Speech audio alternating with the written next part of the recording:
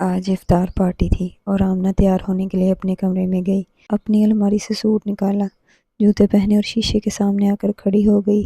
اس کا سوٹ واقعی بہت پیارا تھا، لیکن اس کے چہرے پر وہ چمک نہیں تھی جو پہلے نئے کپڑے پہننے سے آ جاتی تھی۔ رمضان میں تو ویسے ہی انسان کے چہرے پر گلو آ جاتا ہے، لیکن اس کا چہرہ کچھ مرجھایا سا لگ رہا تھا۔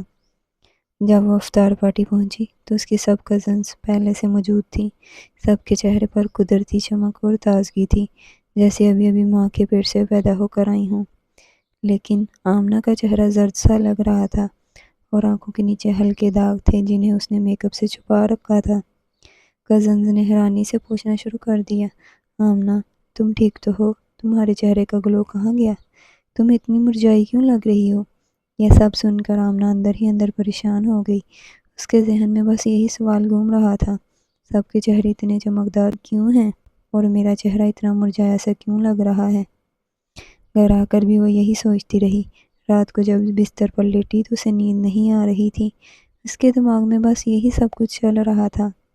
اس نے موبائل سکرول کرنا شروع کیا۔ دیکھتے ہی دیکھتے اس کے سامنے ایک عالمہ کی ویڈیو آ گئی جس میں بتایا گیا کہ روزہ رکھنے سے انسان کے چہرے پر اور زیادہ نور آ جاتا ہے۔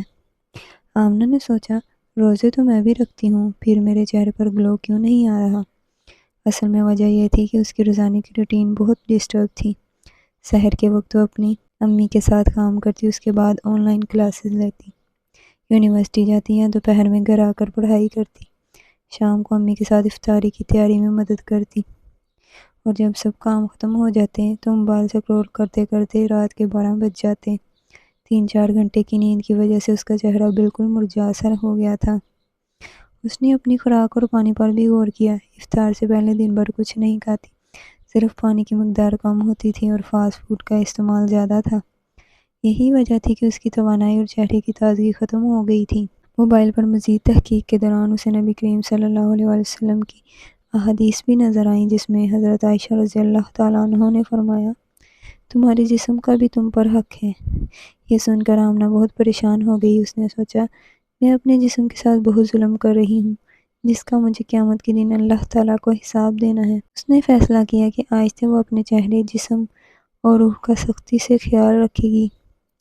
اس نے اپنے موبائل کے نوٹ پیڈ میں اپنی نئی روزانہ کی روٹین لکھ دی، پراپر غذا، سبزیاں، پھل اور افطار کے بعد پراپر کھانا، پانی کے لیے دن بھر یاد رکھنے کا نظام، روزانہ 8 سے 9 گلاس، اسکن کیئر، دہی اور ملتانی مٹی کے فیس ماسک، کھیرے کے ٹکڑے آنکھوں کے نیچے، جسمانی صفائی، روزانہ غسل، ہاتھ اور پیروں کی صفائی، کمرے کی صفائی اور ماحول کا خاص خیال، عبادت، صبح اور شام کے اذکار، نماز، قرآن، اللہ کے ذکر، نیند، رات کو کم از کم 6 سے 8 گھنٹے۔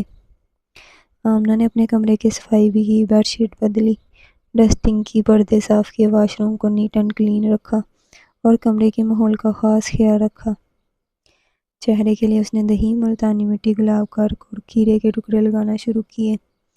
افطار میں اس نے سب سے پہلے فروٹس کھائے، پھر نماز ادا کی، اس کے بعد پراپر اور متوازن کھانا کھایا۔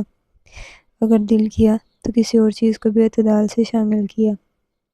اس نے یہ بھی سوچا کہ اب وہ ذرا بھی غیر ضروری اسٹریس نہیں لے گی اور صبح شام کے اذکار منظم طریقے سے کرے گی۔ سب سے اہم بات یہ ہے کہ وہ صبح اور شام کے اذکار کبھی نہیں بھولے گی۔ اس نے محسوس کیا کہ انسانوں کا دل صرف اللہ کے ذکر سے ہی سکون پاتا ہے۔ چند دنوں میں آہستہ آہستہ اس کے چہرے پر قدرتی گلو واپس آ گیا، توانائی بڑی، تھکن کم ہوئی اور وہ اندر سے خوش اور مطمئن محسوس کرنے لگی۔ عید سے ایک دن پہلے آمنہ شیشے کے سامنے کھڑی تھی۔ وہ خود میں چھوٹی چھوٹی تبدیلیاں محسوس کر رہی تھی۔ اس کا چہرہ قدرتی گلو کر رہا تھا، آنکھوں کے نیچے کے داغ ہلکے ہو چکے تھے، اس کی اسکن صاف اور چمکدار لگ رہی تھی، اور سب سے بڑھ کر اس کے دل اور دماغ میں گہرا سکون تھا۔ اس نے محسوس کیا کہ یہ گلو اور تازگی صرف کریم یا میک اپ سے نہیں آئی، بلکہ اچھی خوراک، مناسب نیند، پانی، جسمانی صفائی اور اللہ کے ذکر نے اسے اندر سے روشن کر دیا تھا۔ وہ مسکرائی، کیونکہ اب اسے یقین تھا کہ واقعی چھوٹی چھوٹی مثبت عادات اور روحانی سکون حقیقی خوبصورتی اور چہرے کی روشنی لے آتے ہیں۔ آمنہ جانتی تھی کہ صرف ظاہری گلو کافی نہیں، بلکہ دل اور روح کا سکون اور خوشی بھی اتنی ضروری ہے۔